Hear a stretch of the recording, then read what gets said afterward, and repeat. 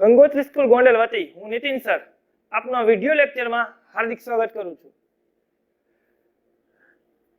વિષય વાણિજ્ય વ્યવસ્થા અને સંચાલન, ધોરણ 12, પાઠ નંબર 1, સંચાલનનું સ્વરૂપ અને મહત્વ.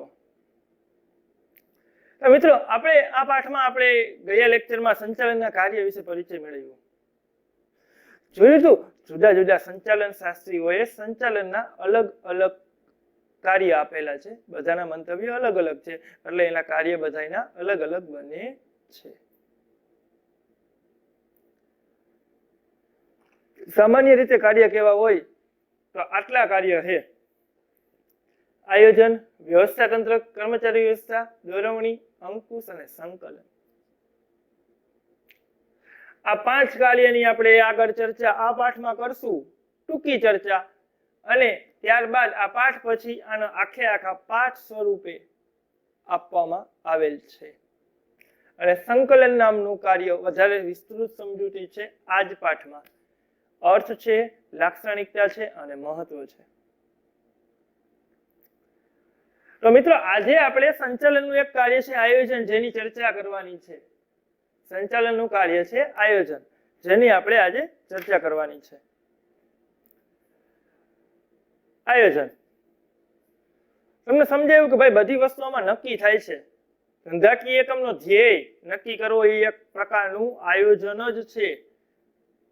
બરાબર? ભવિષ્યમાં આપણે કયો ધ્યેય રાખવો એ નક્કી ક્યાં થાય છે?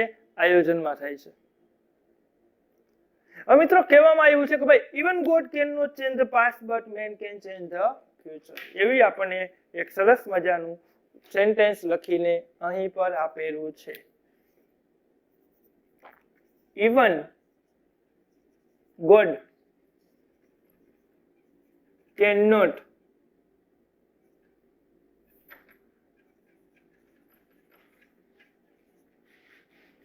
change the past but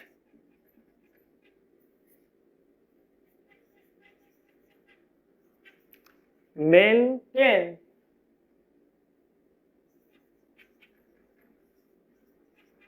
change the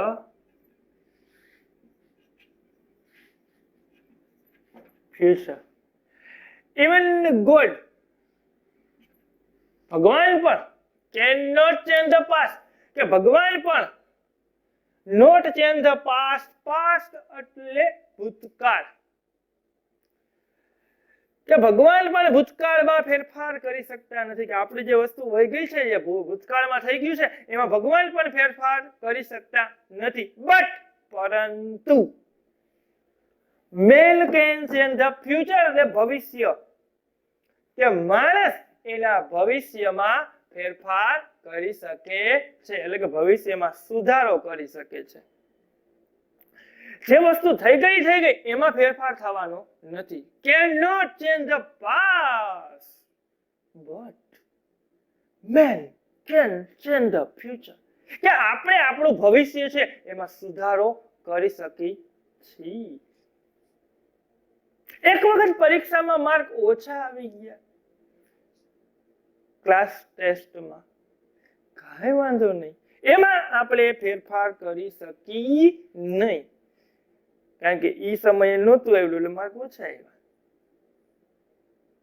પણ આવનારી પરીક્ષામાં વધારે માર્ક આવે, એટલે કે ફ્યુચર, એમાં આપણે ફેરફાર કરી શકીએ છીએ.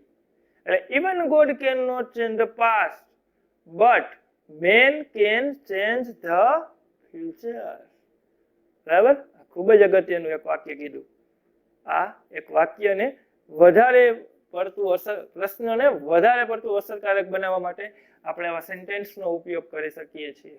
યાદ રહી જાય એવું છે.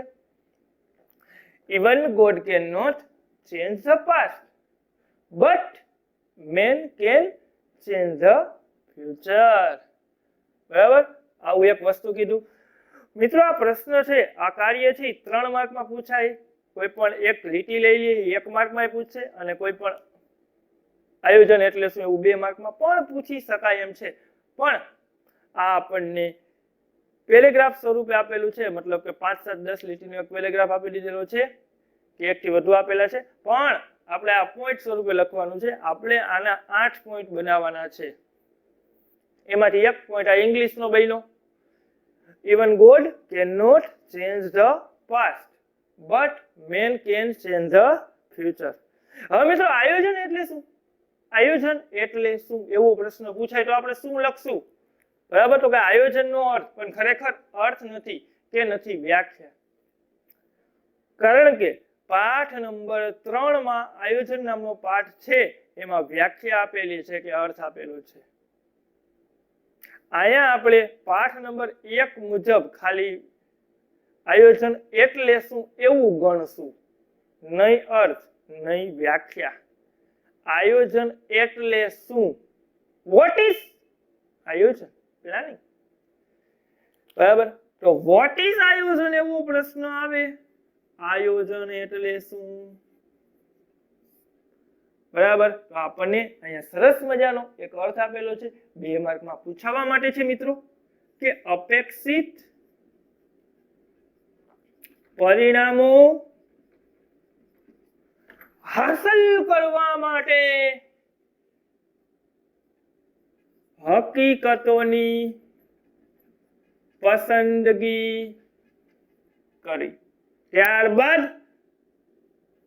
તેમની વચ્ચે આંતર સંબંધો સ્થાપવા અને જરૂરી પ્રવૃત્તિઓના અવલોકન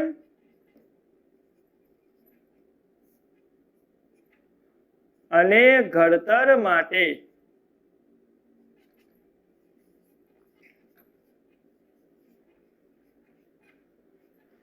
પૂર્વાનુમાન કરવું એટલે આયોજન. સરસ મજાનો આવો અર્થ આપ્યો છે કે અપેક્ષિત પરિણામો હાંસલ કરવા માટે હકીકતોની પસંદગી કરવી, તેમની વચ્ચે આંતર સંબંધો સ્થાપવા અને જરૂરી પ્રવૃત્તિઓના ઘડતર અને અવલોકન માટે પૂર્વાનુમાન કરવું. ધેટ ઇઝ આયોજન. અપેક્ષિત પરિણામ, અપેક્ષિત એટલે ધારેલું પરિણામ, જે પરિણામની આપણને અપેક્ષા છે. પરીક્ષામાં હોય ને, આપણે અત્યારે દાખલા તરીકે અત્યારે 12મા ધોરણમાં છીએ, હજી આપણું 12મું સ્ટાર્ટિંગ થયું છે, એટલે આપણે અત્યારથી ધારણા કરી લીધી હોય કે 2021ની જે માર્ચની પરીક્ષા છે એમાં મારે આટલા પીઆર લેવા છે કે આટલા ટકાવારી લેવી છે. અપેક્ષિત પરિણામ કહેવાય. કેવું પરિણામ કહેવાય? અપેક્ષિત પરિણામ. અપેક્ષા છે આપણને, તો અપેક્ષિત પરિણામ મેળવવું છે તો એના માટે હકીકતોની પસંદગી કરવી. એ કઈ રીતના મળશે? કેટલી મહેનત કરવી પડશે? હકીકતોની શું કરવાની છે? પસંદગી કરવી. તેમની વચ્ચે આંતર સંબંધો સ્થાપવા. હવે હકીકતની પસંદગી કરવી એટલે આપણી પાસે ઘણા બધા રસ્તા આવેલા હશે. હવે એમાંથી કોઈ એક વસ્તુ આપણે પસંદ કરવાનો છે, અથવા તો ઘણી બધી રીત આપણે કરશું કે ભાઈ દાખલા તરીકે વાંચવાનો સમય ફિક્સ કરી છે, સ્કૂલે જવાનો આટલો સમય લાગે છે, ઘરે આવી રીતના આ મહેનત કરવાની, કઈ રીતના મહેનત કરવી છે એક ફિક્સ કરી. હવે આંતર સંબંધો સ્થાપવા મતલબ કે આવી રીતની આ પ્રવૃત્તિ આપણે આવી રીતના કરશું એક નક્કી કર્યું છે. ધંધાકીય એકમનું એક્ઝામ્પલ દઉં કે ભાઈ વેચાણ વધારવું છે, વેચાણમાં શું કરવું છે? વધારો. તો અપેક્ષિત પરિણામ છે કે ભાઈ આપણે ભવિષ્યમાં વેચાણ આટલું કરવું છે. પરિણામ છે કે 500 કરોડ કરવું, 800 કરોડ કરવું, 1000 કરોડ કરવું, 5 કરોડ કરવું, ગમે એટલું છે. એ અપેક્ષિત પરિણામ છે. તો એના માટે હકીકતોની પસંદગી કરવામાં આવે છે કે ઘણી બધી રીતે વેચાણમાં વધારો થાય. કઈ રીતે? તો એક તો આપણે વસ્તુની કિંમત ઘટાડીને થાય વેચાણ વધારો. બીજું, વસ્તુની કિંમતમાં કાંઈક ડિસ્કાઉન્ટ તો દીધું પણ એક સાથે એક વસ્તુ ફ્રી દઈ અને વેચાણમાં વધારો થાય. એક કિંમત ઘટાડીને, એક એક સાથે એક વસ્તુ ફ્રી આપીને, જાહેરાત કરીને. તો 3 રીતે આ હકીકત છે. બરાબર, વેચાણ વધારો કરવો છે તો જાહેરાત કરી નહીં થઈ શકે છે. વસ્તુની કિંમતમાં ઘટાડો કરી નહીં થઈ શકે છે. તો આ અપેક્ષિત પરિણામ છે, વેચાણમાં વધારો કરવો છે તો એના માટે હકીકતોની તમે પસંદગી કરી કે ભાઈ આટલા 3 રસ્તા છે, એમાં વચ્ચે આંતર સંબંધો સ્થાપવા. હવે એક હતું ને, કિંમતમાં ઘટાડો કરવો, જાહેરાત કરવી કે એક સાથે એક વસ્તુ ફ્રી આપવી. 3 રીત છે. હવે આંતર સંબંધો સ્થાપવા. હવે તમારો ધંધો મોબાઈલનો છે તો એમાં કઈ એક સાથે એક મોબાઈલ ફ્રી ન અપાય. 15,000 નો મોબાઈલ છે, 15,000 સામે 15,000 ની વસ્તુ ફ્રી હાલે. એમાં કઈક ત્યાં બીજી વસ્તુ રાખવી પડે કે ભાઈ મોબાઈલની સાથે અન્ય કોઈ ઇન્સ્ટ્રુમેન્ટ છે, હેન્ડ ફ્રી છે કે પછી અન્ય કોઈ વસ્તુ છે એ ફ્રી આપી શકીએ છીએ, જાહેરાત કરી શકીએ છીએ, કિંમતમાં ઘટાડો કરી શકીએ છીએ. પણ ખરેખર કેવી રીતે કરવું છે એની વચ્ચે આંતર સંબંધો સ્થાપ્યા. હવે એ પ્રવૃત્તિ કોણ કરશે એ નક્કી કર્યું. જાહેરાત કરવાની થશે, હાલો મોબાઈલ આપણે મોબાઈલ કંપનીના ડીલર કે ડિસ્ટ્રીબ્યુટર છે, જાહેરાત કરવાની થશે. કોણ જાહેરાત કરશે એ નક્કી કર્યું. બસ આને કહેવાય આંતર સંબંધોની શું કહેલી સ્થાપના. કઈ રીતે પ્રવૃત્તિ કરવી છે આ જે નક્કી જ કરવાનું છે. હજી ખરેખર કામ ચાલુ નથી કરી દેવાનું, જાહેરાત કરવાનું નક્કી જ કરવાનું છે. ધેટ ઇઝ આયોજન. આટલે આયોજન થાય. બરાબર. તો અહીંયા શું કરી આંતર સંબંધોની શું કરી સ્થાપના કે કઈ વસ્તુ કોણ કરશે, કઈ પ્રવૃત્તિ કોણ કરશે. 2 વ્યક્તિ છે, બરાબર, એમાં એકને જાહેરાત માટે મોકલશું, બરાબર, અને એકને બીજું અન્ય કામ ચીંધશું. આ 2 વ્યક્તિ છે, આ 2 વ્યક્તિ વચ્ચે આંતર સંબંધોની શું થઈ ગઈ સ્થાપના. 2 ને અલગ અલગ કામની સોંપણી કરી દીધી. અને પ્રવૃત્તિઓના ઘડતર અને અવલોકન માટે ઘડતર જે પ્રવૃત્તિ વિવિધ પ્રકારની એક્ટિવિટીઝ કરવાની છે. વેચાણ વધારો કરવો છે કોઈ પણ રીતે તો એ એક્ટિવિટી પ્રવૃત્તિ કહેવાય. બરાબર. મોબાઈલ વાળા છે તો આપણે કિંમતે થોડીક ઘટાડવી છે, થોડીક જાહેરાત કરવી છે અને થોડીક સ્કીમ કાઢવી છે. એટલે કે મોબાઈલની સાથે આપણે એરફોન ફ્રી દેવા છે. બરાબર. પ્રવૃત્તિ કરવી છે એનું ઘડતર કરવું. એ પ્રવૃત્તિ છે એનું ઘડતર કરવું છે, બનાવવી છે, કઈ રીતે કરવી છે નક્કી કરવી છે અને એનું અવલોકન કરવું છે. બરાબર. પ્રવૃત્તિઓના અવલોકન અને ઘડતર માટે, અવલોકન એટલે તપાસ, ઘડતર એટલે એ વસ્તુ કઈ રીતના કરવી એ નક્કી કરવું. તો પ્રવૃત્તિઓના અવલોકન અને ઘડતર માટે પૂર્વાનુમાન કરવું. પૂર્વાનુમાન એટલે અનુમાન. પૂર્વ એટલે પહેલા અને અનુમાન એટલે અનુમાન. પહેલેથી શું કરવાનું? અનુમાન. એને શું કહેવાય? આયોજન. જો મેં તમને આની પહેલાના લેક્ચરમાં કીધું, આ લેક્ચરમાં કહું છું કે આમાં વસ્તુ ખાલી નક્કી કરવાની છે, પૂર્વાનુમાન છે. ખરેખર ચાલુ કરી દેવાનું છે નહીં. આમાં ખાલી શું થાય છે? માત્ર નક્કી જ થાય છે. બરાબર. કે આ પ્રવૃત્તિ કેમ કરવી. આ પહેલેથી આપણે અનુમાન કરી લઈએ છીએ કે ભવિષ્યમાં વેચાણ વધેલું હશે.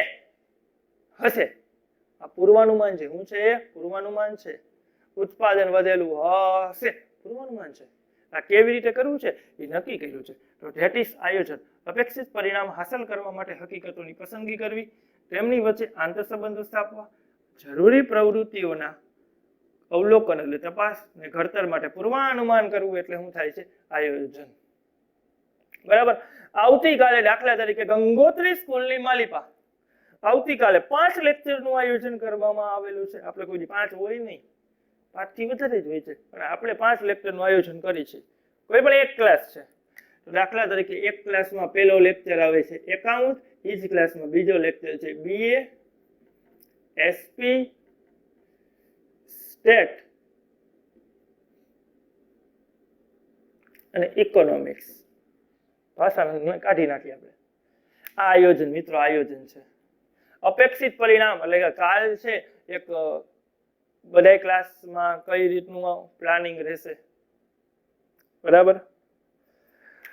બીજા ક્લાસનું એક આયોજન બતાવી દો અહીંયા. BA, SP, state, eco, account. આ બીજા ક્લાસનું આયોજન, આ પહેલા ક્લાસનું, બીજા ક્લાસનું. તો અપેક્ષિત પરિણામો હાંસલ કરવા માટે હકીકતોની પસંદગી કરવી. કે આપણી પાસે 7 વિષય છે, તો 7 વિષયમાંથી કેટલા શિક્ષકો કાલ હાજર હશે? બરાબર, એના માટે હકીકતોની શું કરી છે? પસંદગી કરી. એમની વચ્ચે આંતર સંબંધો સ્થાપવા કે હવે એકાઉન્ટ કોણ ભણાવશે? એકાઉન્ટના આપણે 2 શિક્ષક છે, એમાંથી કોને લેક્ચર અહીંયા દેવું? BA ના નીતિન સર અને કૃષ્ણા મેડમ છે, એમાંથી કોને લેક્ચર દેવું? એવી રીતના SP સ્ટેટિકો બધાયમાં 2 શિક્ષક છે. બરાબર, જે શિક્ષક અહીંયા નક્કી કરવામાં આવે છે. દાખલા તરીકે આ લેક્ચર છે BA નું લેક્ચર, તો કે BA નીતિન સર લેશે, તો અહીંયા લખવામાં આવે BAN. એકાઉન્ટ નો ઋષિ સર લે છે તો એકાઉન્ટ R. SP નું હુસેન સર લેશે તો SPH. સ્ટેટ નો પાઠક સર લેશે તો સ્ટેટ P. ઇકોનોમિક્સ નો કિશોર સર લે છે તો કિશોર ઓકે. બરાબર, તો આવી રીતના આ અલગ અલગ શિક્ષકો વચ્ચે આંતર સંબંધોની સ્થાપના કરી દીધી કે તમારે પહેલો લેક્ચર ક્યાં લેવા જવાનું, બીજો લેક્ચર ક્યાં, ત્રીજો ક્યાં, ચોથો ક્યાં. આ આયોજન કર્યું હતું આ પ્રકારનું. આંતર સંબંધોની સ્થાપના કરી. જરૂરી પ્રવૃત્તિઓને અવલોકન અને ઘડતર માટે પૂર્વાનુમાન કરવું છે. એટલે આ પ્રવૃત્તિનું ઘડતર થઈ ગયું છે અને અવલોકન. હવે અવલોકન એટલે આવતીકાલે આપણે આની ચકાસણી કરશું આ આયોજનની. બરાબર, આ 2 આયોજનની આવતીકાલે શું કરશું? ચકાસણી, અવલોકન કરશું, તપાસ કરશું. તો પહેલા ક્લાસમાં પહેલો લેક્ચર એકાઉન્ટ R ચાલુ થઈ ગયો છે. ઓકે, રેડી છે. BAN પછીનામાં BAN છે. બીજા ક્લાસમાં પહેલો લેક્ચર BAN છે, ચાલુ થઈ ગયો. ઓકે, તો બસ આ અવલોકન કરી નાખ્યું. અવલોકન માટે એક આ વસ્તુ બનાવી છે, ઘડતર કર્યું અને એનું અવલોકન કરવું છે, તો એના માટે આ વસ્તુ બનાવી છે. તો આ પૂર્વાનુમાન છે. બરાબર, આ ટાઈમ ટેબલ છે.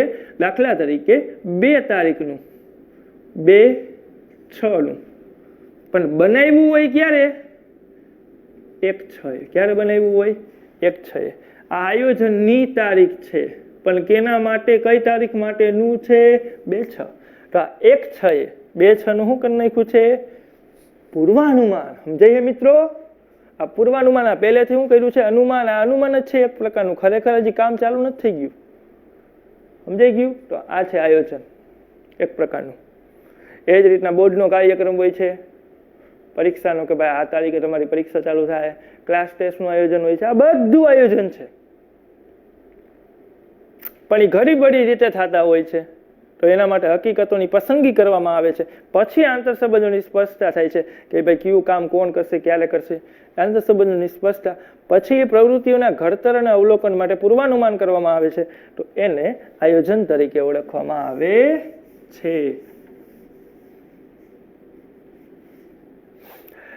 ક્લિયર મિત્રો? તો આ છે આયોજન. હવે આયોજન છે ને એ સંચાલનનું સર્વપ્રથમ કાર્ય છે. સંચાલનનું પહેલું કાર્ય કયું છે? તો કે આયોજન. બરાબર, એટલે આયોજન છે ને એ સંચાલનનું પ્રથમ કાર્ય છે. બરાબર, તમને પ્રશ્ન પૂછવામાં આવે કે સંચાલનનું સર્વપ્રથમ કાર્ય કયું છે? તો કે સંચાલનનું પ્રથમ કાર્ય કયું છે? આયોજન.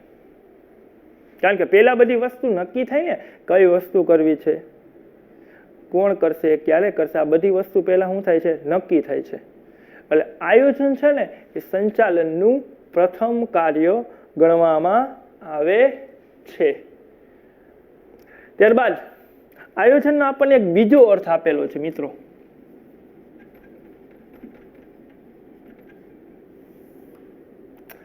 આયોજન એટલે શું? તો એના માટેનો આપણને અહીં પર બીજો અર્થ આપવામાં આવેલો છે. પહેલો અર્થ આપણે જે આ કરેલો છે ને, એક બીજી રીતે આયોજનનું સમજૂતી આપેલી છે. આપણને આયોજન એટલે શું એવો પ્રશ્ન પૂછેલો, લખવાનું છે આ જ. બરાબર મિત્રો, 1 અને 2 માર્ક, 1 અને 2 માર્ક બેયમાં પૂછાઈ શકે. એક જ અર્થ, એકમાં પૂછાય તોય આટલો, 2માં આટલું.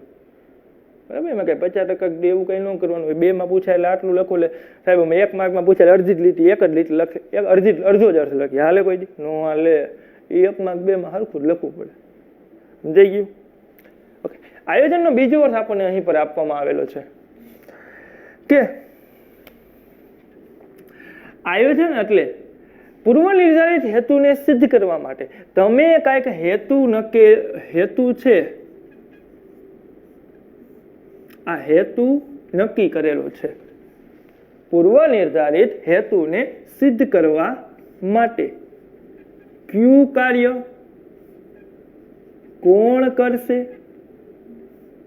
ક્યારે કરશે, કેવી રીતે કરશે, કેટલા પ્રમાણમાં કરશે અને ક્યારે પૂર્ણ કરશે. નિર્ધારિત હેતુ કે નિર્ધારિત ધ્યેયને સિદ્ધ કરવા માટે કયું કાર્ય કોણ કરશે, ક્યારે કરશે, કેવી રીતે કરશે, કેટલા પ્રમાણમાં કરશે, ક્યારે પૂર્ણ કરશે વગેરે અંગેની, એટલે કે આ બધા અંગેની બુદ્ધિપૂર્વકની વિચારણા એટલે આયોજન. બરાબર કે ભાઈ ભવિષ્યમાં કઈક કાર્ય કરવાનું છે તો આ હેતુને સિદ્ધ કરવા માટે કયું કાર્ય કોણ કરશે, ક્યારે કરશે, કેવી રીતે કરશે, કેટલા પ્રમાણમાં કરશે, ક્યારે પૂર્ણ કરશે વગેરે અંગેની બુદ્ધિપૂર્વકની વિચારણા છે એને શું કહેવામાં આવે છે? આયોજન તરીકે ઓળખવામાં આવે છે. બરાબર. કઈક હેતુને સિદ્ધ કરવો છે. મિત્રો આના જેવું જ છે, ધ્યાન રાખજો, પણ થોડુંક અલગ રીતે સાદી ભાષામાં સમજાવી દીધું છે. કઈક હેતુ છે એને સિદ્ધ કરવો છે. બરાબર. ધંધાકીય એકમમાં કોઈક નફાનો લક્ષ્યાંક છે તો એ નફાના લક્ષ્યાંકને સિદ્ધ કરવો છે એ હેતુ. તો એ હેતુને સિદ્ધ કરવા માટે કયું કાર્ય કોણ કરશે?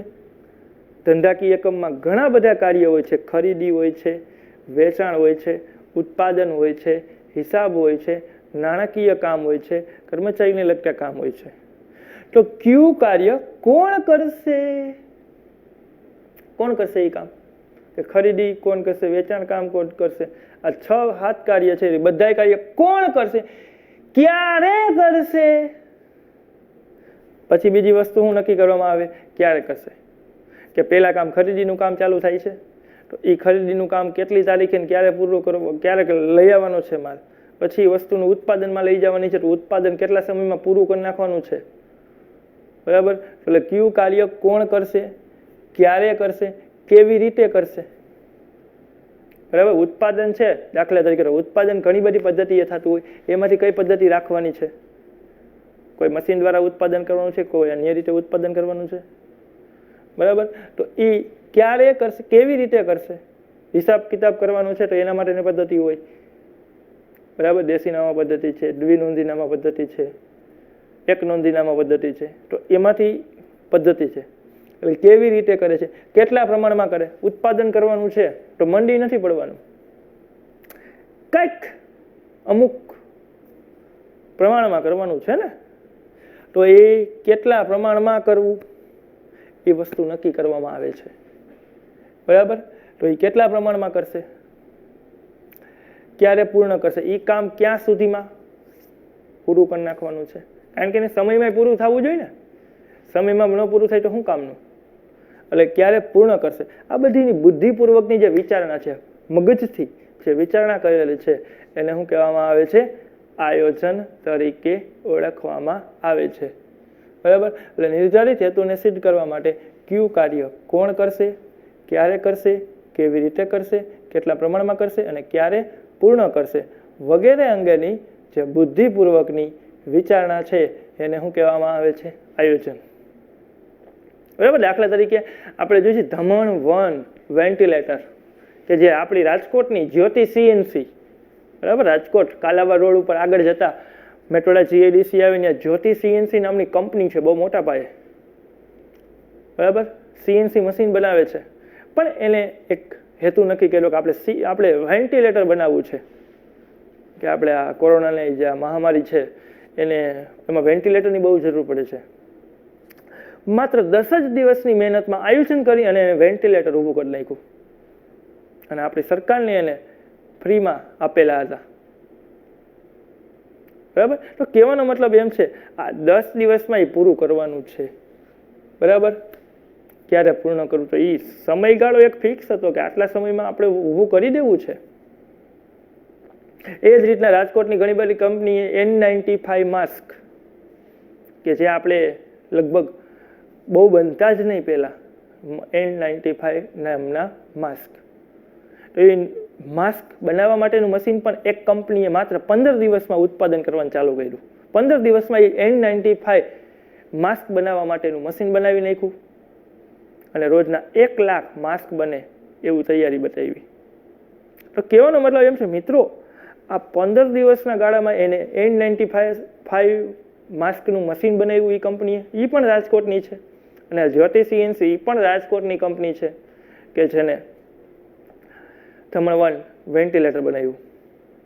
તો કહેવાનો મતલબ એમ છે મિત્રો, આ એક પ્લાનિંગથી શક્ય છે કે આ 10 દિવસમાં ઊભું કરવું છે.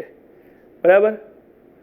તો એમાં બધું નક્કી કર્યું કે કયું કાર્ય કોણ કરશે, ક્યારે કરશે, કેવી રીતે કરશે, કેટલા પ્રમાણમાં કરશે, ક્યારે પૂર્ણ કરશે વગેરે અંગેની બુદ્ધિપૂર્વકની વિચારણા. આ બુદ્ધિપૂર્વકની વિચારણા છે. મિશન મંગળની ગયા લેક્ચરમાં વાત કરેલી હતી, તો એમાં પણ બુદ્ધિપૂર્વકની વિચારણા છે કે ભાઈ એ જે મંગળ છે ને, મંગળ ઉપર એક યાન મોકલવું હતું, તો એક તો યાન ફેલ હતું આપણું. હવે એ સમયે બીજું ચાલુ કરવું હતું, આમ ના પાડતા હતા. પણ મંગળ છે ને એક જ વખત, એટલે કે 2 વર્ષે એક વખત કઈ પૃથ્વીની બાજુમાં આવે એવું એમાં બતાવવામાં આવ્યું છે. ખરેખર શું હોય રામ જાણે. પણ એક આ આયોજન એ મૂવીમાં સારામાં સારું આયોજન બતાવેલું છે કે 2 વર્ષે એક વખત પૃથ્વીની બાજુમાં મંગળ આવે છે. તો આપણે એ જ સમયે આપણું જે યાન છે મંગળ સુધી પહોંચે અથવા મંગળની બાજુમાં પહોંચે એ રીતે કંઈક આયોજન કરેલું હતું. તો એમાં ઘણા બધા વ્યક્તિઓને રાખેલા હતા. તો એ વ્યક્તિઓના કાર્ય અલગ અલગ સોંપણી કરી દીધી હતી. કોકને ડિઝાઇનિંગનું કામ આપી દીધેલું છે, કયું કાર્ય, કોકને કેમેરા ઓપરેટિંગનું કામ આપી દીધું, કોકને સેટેલાઇટ ઓપરેટરનું કામ આપી દીધેલું છે.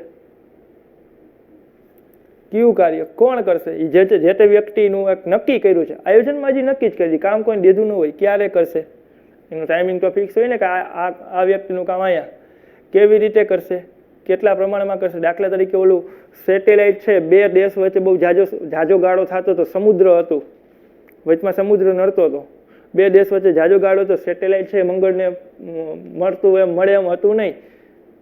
તો સમુદ્રમાં શિપ મોકલવામાં આવ્યા અને એના દ્વારા એ જે સેટેલાઇટ છે એ મોકલવામાં આવ્યા, એટલે કે જેથી કનેક્શન થઈ શકે. કેવી રીતે કરશે, કેટલા પ્રમાણમાં કરશે, કેટલું કાર્ય પૂરું અને ક્યારે પૂર્ણ કરશે, એ પૂર્ણ ક્યારે કરવાનું છે. કારણ કે આપણી પાસે સમયગાળો ખૂબ ઓછો હતો એ મંગળયાન માટે. તો એ ક્યારે પૂર્ણ કરશે, આ બધી બુદ્ધિપૂર્વકની એક વિચારણા કઈ છે. હજી કોઈ કામ નથી આપ્યું, હજી આપણે એક મગજમાં નક્કી કરી છે, થોડું લખી છે એમને આપણે રીતે. તો આને એવું કહેવામાં આવે છે આયોજન મિત્રો કહેવામાં આવે છે. બરાબર. તો નિર્ધારિત હેતુને સિદ્ધ કરવા માટે કયું કાર્ય કોણ કરશે, ક્યારે કરશે, કેવી રીતે કરશે, કેટલા પ્રમાણમાં કરશે, ક્યારે પૂર્ણ કરશે વગેરે અંગેની બુદ્ધિપૂર્વકની વિચારણા છે એને શું કહેવામાં આવે છે? આયોજન. તો મિત્રો 4 પોઈન્ટ થયા છે. એક આ ઇંગ્લિશ, બરાબર, આયોજનનો પહેલો અર્થ, આયોજનનો બીજો અર્થ, અને આયોજન છે એ સંચાલનનું શું છે? પ્રથમ કાર્ય છે. ત્યારબાદ ભવિષ્ય માટેની કરવામાં આવતી પ્રવૃત્તિની વર્તમાનમાં કરવામાં આવતી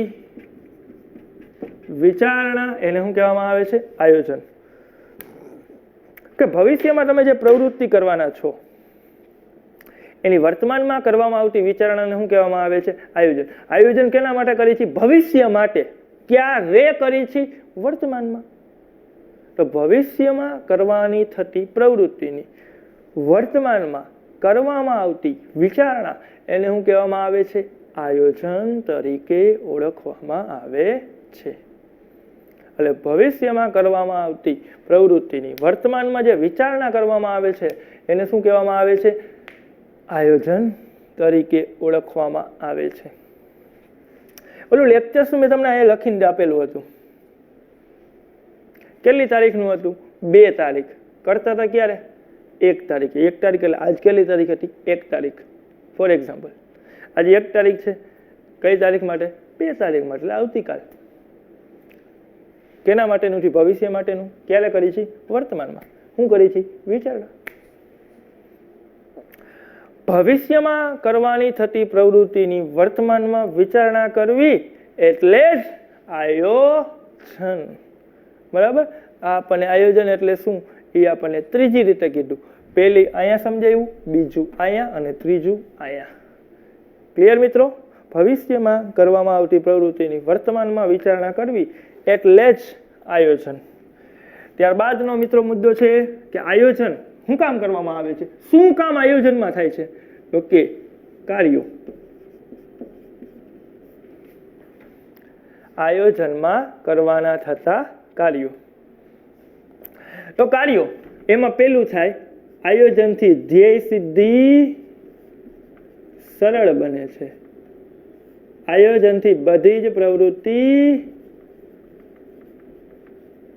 વ્યવસ્થિત થાય છે અને આયોજનથી જોખમ અને અનિશ્ચિતતાનું પ્રમાણ ઘટે છે. આયોજન શું કામ કરી છે ભાઈ? આયોજન કરવું ન હાલે? અથવા આયોજન કરી શું ફાયદો થાય? શું કામ આયોજન જોઈ છે? તો એ કહેવાય આયોજનના કાર્ય. ધ્યેય સિદ્ધિ સરળ બને. આપણે જે ગોલ નક્કી કરેલો છે એ સિદ્ધ કરી શકીએ છીએ. બરાબર? મેં તમને ટાઈમ ટેબલ આપી દીધું છે આવતીકાલનું. ભાઈ આ પહેલો લેક્ચર એકાઉન્ટ, બીજો સ્ટેટ, પછી BASP ઇકો 3 થિયરી, પહેલા 2 પ્રેક્ટિકલ. 7 લેક્ચરનું બનાવું, છેલ્લા 2 ઇંગ્લિશ ગુજરાતી. આ 7 લેક્ચરનું આયોજન આપી દીધું. તો એક જેથી કરી તો જે શિક્ષકો છે એ વ્યવસ્થિત લેક્ચર લેવા જઈ શકશે અને દરરોજ આવી રીતનું ટાઈમ ટેબલ હશે તો બધાનું જે લેક્ચર છે એ વીકમાં બધાય ક્લાસમાં સરખા લેક્ચર આવે છે. એક પ્લાનિંગ થઈ શકે છે. એટલે ધ્યેય સિદ્ધિ કેવી બને છે? સરળ. એટલે ધંધાકીય એકમનો ધ્યેય છે ને એ સિદ્ધ થઈ શકે છે. બધી જ પ્રવૃત્તિ વ્યવસ્થિત થાય છે. મેં તમને કીધું ને, નકર આયોજન ન કરું ને તો કેટલાય શિક્ષકના લેક્ચર એક ક્લાસમાં વધી જાય ને એક ક્લાસમાં હાવ ઓછા હોય, અલગ અલગ થાય. પણ એક આયોજન કરી, અઠવાડિયાનું આયોજન થઈ ગયેલું છે તો બધી જ પ્રવૃત્તિ કેવી થશે? વ્યવસ્થિત. પ્લાનિંગને લીધે પ્રવાસમાં જવાનું આયોજન કરી, આયોજન કર્યા વગર જાય તો ક્યાં જવાનું કંઈ નક્કી નથી. બસ પ્રવાસમાં જવાનું હોય, ક્યાં જવાનું કે બસમાં બેન નક્કી કરશું. બરાબર? જવાનું હોય જુનાગઢ ને નીકળી અમદાવાદ. સમજાઈએ? આમ અમદાવાદ હોય ક્યાં જવું છું, આમ જુનાગઢ બાજુ. કહેવાનો મતલબ એમ છે આયોજન કરેલું હોય તો બધી જ પ્રવૃત્તિ તમે વ્યવસ્થિત કરી શકશો અને નહીં થતી હોય તો એના માટેનું પણ પગલાં લઈ શકશો. એટલે આયોજનનો બીજો ફાયદો એ છે, બીજું કાર્ય એ છે બધી જ પ્રવૃત્તિ વ્યવસ્થિત થાય. અને ત્રીજું છે જોખમ અને અનિશ્ચિતતા ઘટે છે. જોખમ એટલે કુદરતી જોખમ, માનવસર્જિત જોખમ, આવું તમે ધંધામાં આવતા જોખમો 11મા ધોરણમાં ભણ્યા. જોખમ અને અનિશ્ચિતતા હોય છે નફાની. તો અહીંયા એવું જ છે કે આજ મેં તમને આયોજન કરી આપેલું છે, આવતીકાલનું જ છે. બરાબર? કે આવતીકાલે આટલા લેક્ચર હશે પણ આયોજન કરેલું હશે ને તો જોખમ અને અનિશ્ચિતતા ઘટશે. એટલે કે જે હવે બને એવું કે આવતીકાલે કદાચ પહેલો લેક્ચર એકાઉન્ટનો બીજો સ્ટેટનો છે, ખરેખર એકાઉન્ટના શિક્ષક ન હોય, આ અનિશ્ચિતતા છે, આવશે ને ન આવે એવું હોય. પણ મોસ્ટ ઓફ છે આયોજનમાં એને લગતો માર્ગ શોધેલો હોય છે. મતલબ કે એ શિક્ષક ન આવે તો આપણે આ શિક્ષકને મોકલી દેવાના. એક શિક્ષકનો લેક્ચર ફ્રી રાખેલો હોય છે જેથી જોખમ અને અનિશ્ચિતતાનું પ્રમાણ ઘટાડ્યું. પ્લસ જે તે શિક્ષકને પૂછવામાં જ આવેલું હોય છે કે સાહેબ તમે કાલે આવશો ને તો તમારે કાલે લેક્ચર ગોઠવું. અનિવાર્ય સંજોગો સાથે જો ન આવી શકે એમ હોય તો એ અચાનક કરવું પડતું આયોજન વાત અલગ છે. પણ કહેવાનો મતલબ એમ છે એ શિક્ષક નહીં આવવાના હોય તો એ કહી જ દીધું હશે કે મારો લેક્ચર ન ગોઠવતો હું આવતીકાલે હાજર છું નહીં. તો એને ધ્યાનમાં રાખીને આયોજન થાય છે. તો એવી જ રીતના ધંધાકીય એકમમાં બધી જ પ્રવૃત્તિ વ્યવસ્થિત થાય છે. ખરીદ, વેચાણ, ઉત્પાદન, આ બધી જ પ્રવૃત્તિ વ્યવસ્થિત શેના લીધે થાય છે? આયોજનને લીધે. ધ્યેય સિદ્ધિ શેના લીધે સરળ બને છે? આયોજનને લીધે. અને આયોજનને લીધે કોઈ પણ પ્રકારનું જોખમ કે અનિશ્ચિતતા રહેતા નથી. ત્યારબાદનો મુદ્દો મિત્રો છે પસંદગીનું કાર્ય.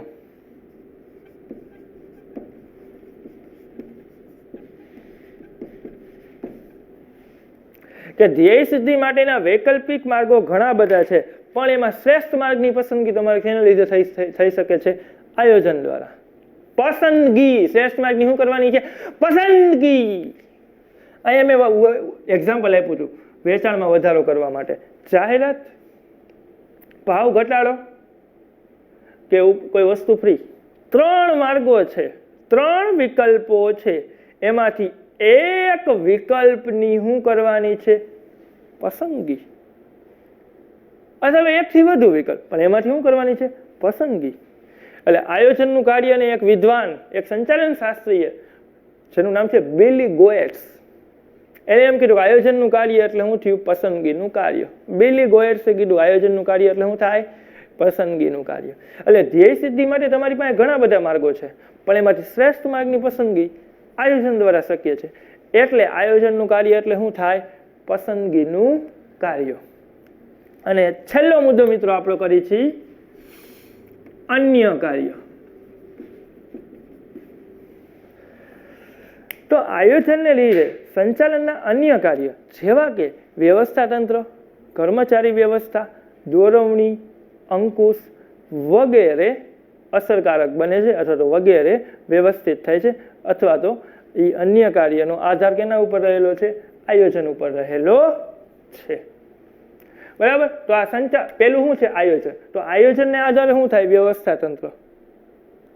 કારણ કે આમાં નક્કી થાય કોણ કયું કાર્ય ક્યારે કરશે, કેવી રીતે, આ બધું આમાં વ્યવસ્થા તંત્રની રચના થાય, એટલે કે સત્તા અને જવાબદારી દઈ. આમાં કર્મચારી ગોતી નો જરૂર હોય તો આમાં આયોજન પ્રમાણે માર્ગદર્શન આપી છે. અને અંકુશનું કાર્ય છે આયોજન અનુસાર કામ થયું છે કે નહીં. બરાબર. તો આ સંચાલનના અન્ય કાર્ય જેવા કે વ્યવસ્થા તંત્ર, કર્મચારી વ્યવસ્થા, દોરવણી, અંકુશ, સંકલન પણ લખી શકો, સંકલન વગેરે કાર્યનો આધાર કેના ઉપર આધારિત છે? આયોજન. કહેવાનો મતલબ એમ છે આ તમે આયોજન નથી કર્યું તો કેમ વ્યવસ્થા ગોઠવશો, કઈ રીતે માર્ગદર્શન આપશો? બરાબર. વાંધો પડે ટૂંકમાં એમ.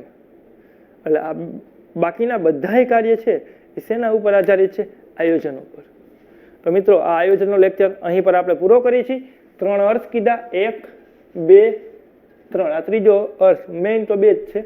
એક ઇંગ્લિશ સેન્ટેન્સ એટલે 4, ચોથો પોઈન્ટ થયો. 3 અર્થના પોઈન્ટ, ઇંગ્લિશ સેન્ટેન્સનો પોઈન્ટ. 5મો છે પ્રથમ કાર્ય, 6થું છે ખાલી કાર્ય, 7મું છે પસંદગીનું કાર્ય અને 8મું છે અન્ય કાર્ય. ખૂબ જ અગત્યનો પોઈન્ટ છે, સમજો વ્યવસ્થિત. બરાબર. તો આ સાથે અહીં પર લેક્ચર આપણે પૂર્ણ કરીએ છીએ. નેક્સ્ટ લેક્ચરમાં આપણે વ્યવસ્થા તંત્ર નામનું કાર્ય શીખીશું. ત્યાં સુધી ધન્યવાદ. Thank you.